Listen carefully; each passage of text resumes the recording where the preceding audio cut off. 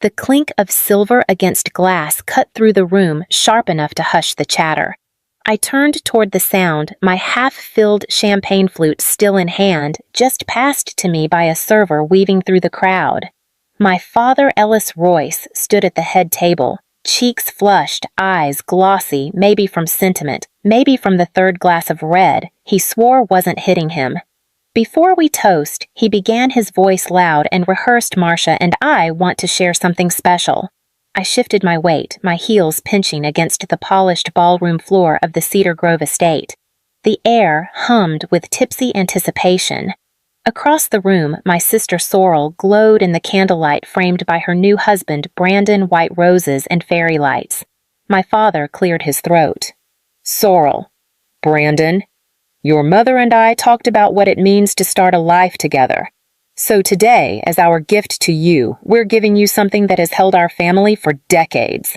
He faced the crowd. "We're giving them our home." A pause.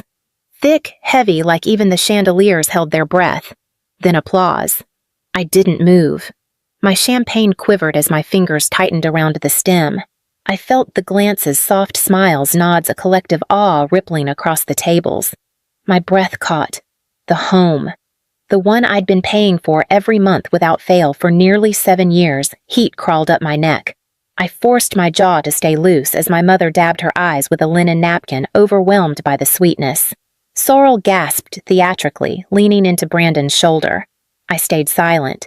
I sat through the speeches, my smile on autopilot, eyes locked on the centerpiece.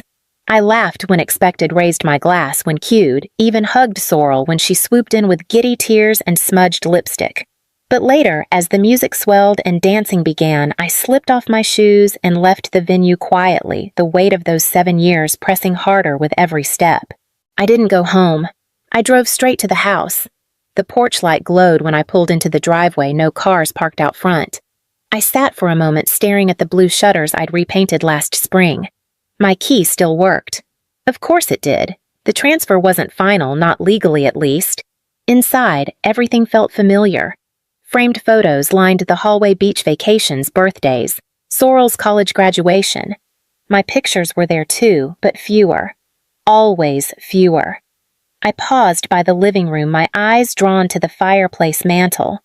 That summer when I was 12, I'd scraped off the old paint myself, sanding until my hands blistered.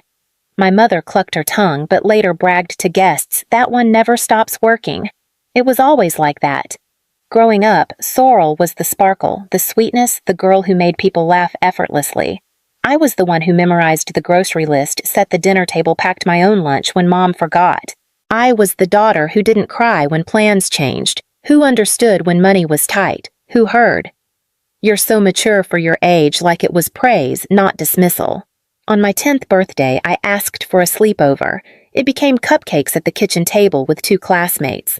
3 months later, Sorrel's 5th birthday had a backyard puppet show and rented ponies. "We had more flexibility this time," Mom said. "And you're not really into all that fuss anyway, right?" The pattern held. Braces delayed for better insurance. College tuition was my responsibility because you're the planner. When Sorrel picked art school out east, our parents co-signed her loan without hesitation. I learned not to ask. My usefulness made me indispensable, but never central. Now standing in the kitchen I'd helped remodel, I could hear my mother's voice. "You've always been the strong one. We never had to worry about you." I stared at the fridge, at the magnets I'd bought on business trips, at the floral notepad with my handwriting on the grocery list. The strength they admired was convenience. And convenience, I realized, was easy to forget. I opened a drawer, found the old file folder with house receipts, and flipped it open. The folder was right where it always was, tucked between appliance manuals and the emergency vet's number from when Sorrel's cat ate the poinsettias. I sifted through utility receipts, property tax letters, HOA notices. Then I found the mortgage statement, the last one I'd paid. It was still addressed to Ellis and Marcia Royce. Not me. I pulled out my phone and opened my banking app. The auto payment for $2, $365 had gone through 2 weeks ago, like it had every month for nearly 7 years. Never missed, rarely thanked. It was just part of my life, like brushing my teeth, like believing I was helping. I remembered the conversation clearly. My father called voice tight. He'd been laid off after nearly 3 decades at his engineering firm.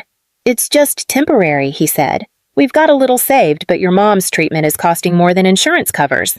I didn't hesitate. "Let me help," I said. They pushed back at first pride, I thought, but eventually let me cover the mortgage for a little while. Dad said it over coffee one cold morning, his hand around the chipped mug I'd given him years ago. "This house will be yours someday, Callan. You're not just helping us, you're investing in your future." I believed him. I kept believing through his jobless months, through Mom's reduced hours, through their requests to tack on a little extra for taxes, roof repairs, prescriptions. I adjusted my life delayed buying a second property, downgraded my car lease, skipped vacations.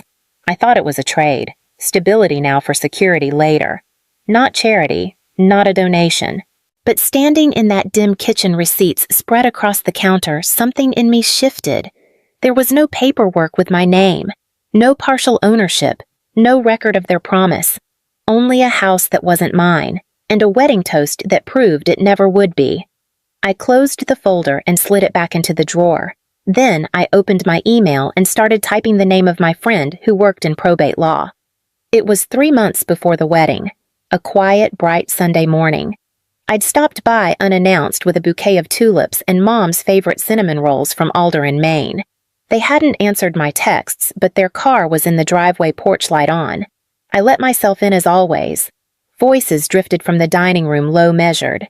Dad's deeper tone, Mom's clipped replies, and a third voice, male, polished, too polished. When I rounded the corner, they froze. 3 coffee mugs, a folder open on the table, legal pads, a pen still in the man's hand. Mom stood abruptly. "Callan, we didn't hear you come in." The man smiled, a practiced smile meant to smooth over discomfort. He started packing his papers without a word. "I just brought flowers," I said, holding them up like a shield. "Did I interrupt something?" Dad rubbed the back of his neck. "Nothing urgent, just going over some paperwork." With a lawyer, I asked, watching the man close a slim leather case. "We're updating a few things," Mom said quickly. "You know estate planning, we're not getting any younger. Since when does that involve secret meetings on a Sunday?" Dad chuckled, but his eyes stayed flat. "We didn't mean to keep it from you. It's just logistics, insurance, medical directives, stuff like that." The lawyer buttoned his coat and offered his hand. "Nice to meet you, Ms. Royce. You have a very dedicated family." I shook his hand but didn't smile. After he left, Mom insisted on tea, steeping the bags and adding too much honey like it was a performance. I sat at the counter watching her bustle. When Dad joined us, he repeated, "Just trying to make sure everything's simple. Clean. No surprises." I nodded slowly, saying nothing. But the seed was planted. Their glance, their hesitation, the folder I wasn't allowed to touch. They were rearranging things behind my back and had been for a while. I clapped. It was automatic, like muscle memory. My hands came together even as my stomach sank, even as my chest tightened beneath my dress's fitted bodice. Sorrel's eyes were wide with theatrical shock. One hand on her heart, the other clutching Brandon's arm like she might faint from joy. "Our house," she gasped, voice cracking. "You're giving us your house." Mom nodded, dabbing tears with her monogrammed napkin. Dad looked proud, like he'd just handed over a gift wrapped in gold, not a home I'd maintained with quiet sacrifice. The applause swelled, swallowed me whole. Someone leaned over and whispered, "Such a generous gesture." Another added, "So rare to see a family pass down something with such meaning." Meaning. My mind spiraled back. The winter I paid for a new furnace when the heat died in a snowstorm. The spring I covered the plumber for frozen pipes. The summer I painted the garage while my parents were at the beach with Sorrel and Brandon. The fall I found mold under the bathroom sink and replaced the vanity myself to save on labor. $7,000 here. $4 and $300 there. 100 hours I never counted. Think of it as your future, Dad had said more than once. And now that future was packaged with a bow and handed to someone else. Sorrel squealed and hugged Mom, who stumbled slightly under the embrace. "We'll take such good care of it," she said, glowing. I looked at my glass. The champagne had gone flat. I sipped it anyway. After dinner, I posed for pictures. I fixed the clasp on Sorrel's necklace before the cake cutting. I passed napkins to a flower girl who spilled lemonade and smiled for the photographer when asked. My hands never shook. My voice never cracked. But when the DJ announced the first dance and the crowd turned to the dance floor, I grabbed my clutch, slipped through a side door, and vanished into the parking lot. I didn't cry. I just drove each mile, stretching the distance between me and the applause. The next morning, I drove from the hotel to my parents' house. The front door was unlocked as always. I stepped into the quiet living room and found them at the kitchen table, still in their wedding clothes, Mom in a silk robe, Dad with his tie loosened, both sipping coffee like it was any other Sunday. "I want to talk about the house," I said, my voice flat. They exchanged glances, a flicker passing between them. Dad set his mug down carefully. "Callan, now's not the time. You gave away the house I've been paying for." I cut in. "For 7 years." Mom shifted in her chair. "We never asked you to." I blinked. "I mean, we appreciated it." She went on, smoothing the napkin in her lap. "But we didn't expect it. You offered, and we always said someday it would be yours, but things change." Dad spoke softer. "Sorrel's starting her life. You're already established. She needed a foundation." I laughed, but there was no warmth in it. A foundation. That foundation was built on my money, my time, my belief in you, and you gave it away without a word. "We didn't think you'd mind," Mom said almost gently. Something in me cracked. I turned, walked out, got in my car, and drove with shaking hands. I didn't go home. I ended up at Nova's apartment, letting myself in with the key she'd given me years ago. Nova didn't ask questions. She handed me a glass of water and pulled a blanket off the couch. I sat numb. When the words came, they spilled out raw and uneven.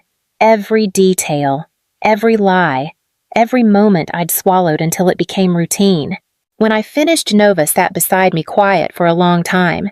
"This isn't about the house," she finally said. "It's about being disposable. And you're not." I exhaled slowly. My head pounded. "You gave them years," Nova said. "Now it's time to give yourself something back." I nodded. "This," she said, "is where you draw the line." That night, I opened my laptop and pulled up my financial records. It started with a voicemail. "Just thinking," Dad said casually, "about what comes next for your mom and me. The house is feeling a bit too busy now with Sorrel and Brandon settling in. We're exploring options." I listened without responding. 3 days later, Mom texted, "Would love to chat about the lake place. Your dad's blood pressure's been up again. Doctor said quieter surroundings might help." I didn't reply. Then came the dinner invitation, a quick catch-up over chicken salad and iced tea. I arrived with guarded politeness, sitting across from them at the kitchen table I'd helped replace 2 summers ago. Mom smiled tightly. "We thought since the lake house is just sitting there?" "No," I said. Calm, final. Dad blinked.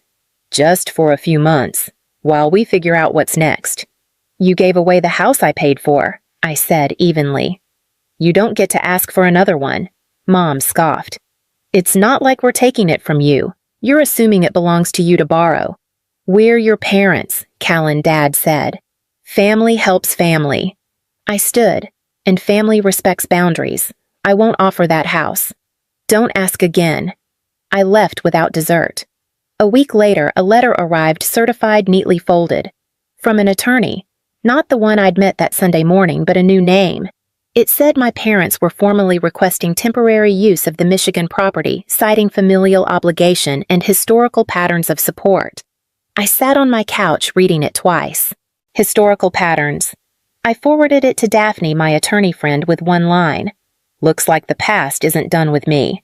Daphne's reply was quick. "They're bluffing. But we'll respond, and this time we'll put everything in writing."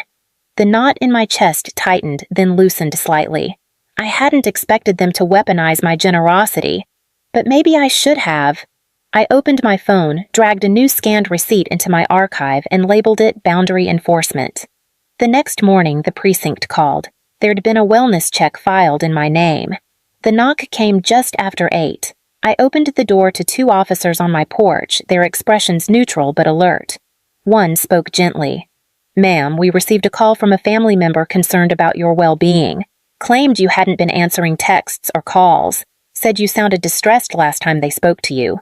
I stared, the implication hitting fast and loud. "Who called?" The officer checked his notes. "A Sorrel Royce." I inhaled slowly. "I'm fine," I said. "Very much fine." They asked to come in. I let them. They scanned my clean apartment, the unread book on the table, the steaming mug of tea.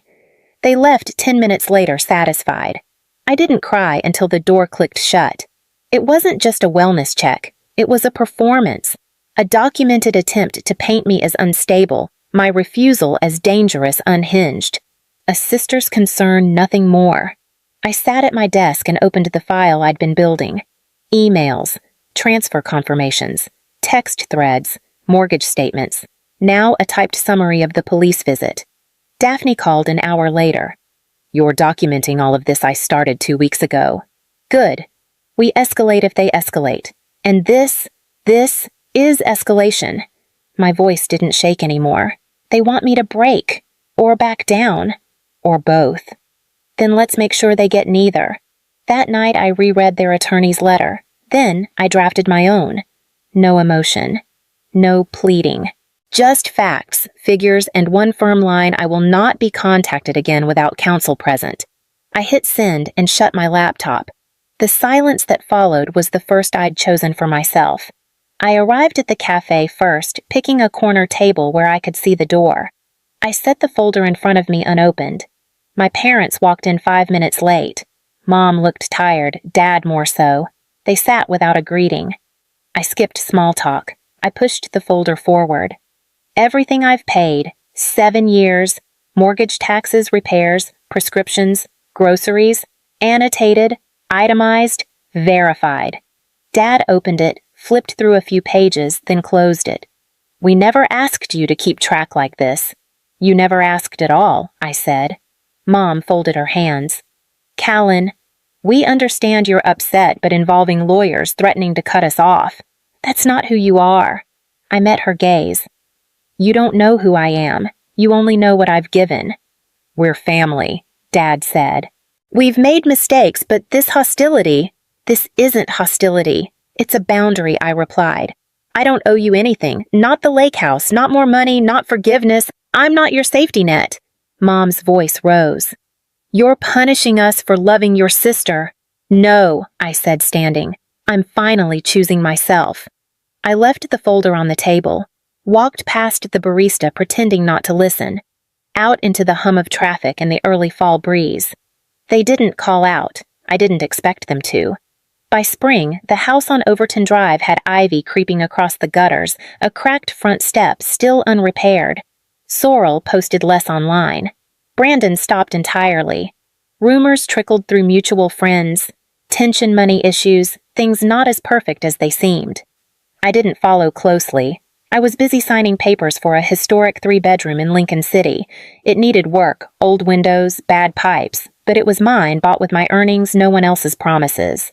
One Saturday, Dad showed up unannounced, hands in his pockets, looking smaller than I remembered. He didn't ask for anything, just said, "I'm sorry," and meant it.